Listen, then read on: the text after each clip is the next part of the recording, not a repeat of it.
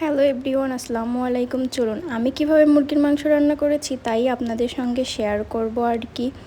তো আমি ফার্স্টেই কিন্তু পেঁয়াজ কেটে নিচ্ছিলাম সুন্দর করে। তো পেঁয়াজ, রসুন আর আদা তো কাটতেই হবে, তো ফার্স্টে আমি সব কিছু সুন্দর করে কেটে নিলাম।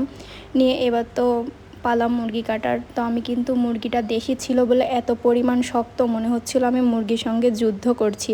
তো যুদ্ধ করার পরে কিন্তু অবশেষে আমি সাকসেস হয়েছি। তাই তো মুরগি কাটা শেষ, এখন তো ধুয়ে নিতে হবে। তো আমি কিন্তু সুন্দর করে একটা একটা করে মাংসগুলো ধুয়ে নিচ্ছিলাম, যেহেতু এর গায়ের সঙ্গে হয়তো বা লোম থাকতে পারে আর কি।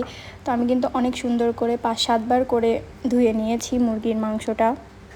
আর আমি তো জানেনই সবাই, আমি কিন্তু রান্নাবান্না সেই রকম করে করতে পারি না। আমার যেই রকম মন ইচ্ছা করে আমি সেই রকমই রান্না করি। তো আমি ফার্স্টেই কিন্তু মুরগির মাংসটা ধুয়ে নেওয়ার পরে এখন একটু হলুদের গুঁড়া, কাঁচা পেঁয়াজ অ্যাড করেছিলাম মেরিনেট করে মাখাই রাখার জন্য। তো আমার কাছে মনে হচ্ছিলো এইভাবে মাখাই রাখলে হয়তো বা টেস্টটা সুন্দর আসতে পারে আর কি। তো আমি কিন্তু ঝালের গুঁড়া দিতে ভুলে গিয়েছিলাম, তো পরে ঝালের গুঁড়াও অ্যাড করেছি। আর মশলাগুলো ব্লেন্ডার করে নিচ্ছি। সুন্দর করে তাওয়াটা দিয়ে দিয়েছিলাম, এবার একটু তেল দিয়ে দিলাম। অবশেষে সব মশলাই কিন্তু আমি দিয়ে দিয়েছি। আর ঝালের গুঁড়াটা কিন্তু আমি একটু কমই অ্যাড করেছি, যেহেতু ফার্স্টেই সব মশলা দিয়ে দিয়েছিলাম, তার জন্য আমি একটু একটু করে এখন সব কিছু অ্যাড করব আর সুন্দর করে মশলাটা কষাই নিব আর কি।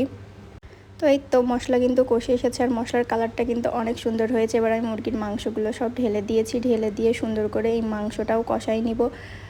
তো আমি কিন্তু কখনোই এইভাবে রেসিপি শেয়ার করি না, তো এই ফার্স্ট কিন্তু আপনাদের সঙ্গে পুরো রেসিপিটাই শেয়ার করেছি। তো কেমন হয়েছে অবশ্যই কমেন্ট করে জানাবেন। আর দেশি মুরগির মাংস খাইতে কে কে পছন্দ করেন সেটাও অবশ্যই কমেন্ট করে জানাবেন।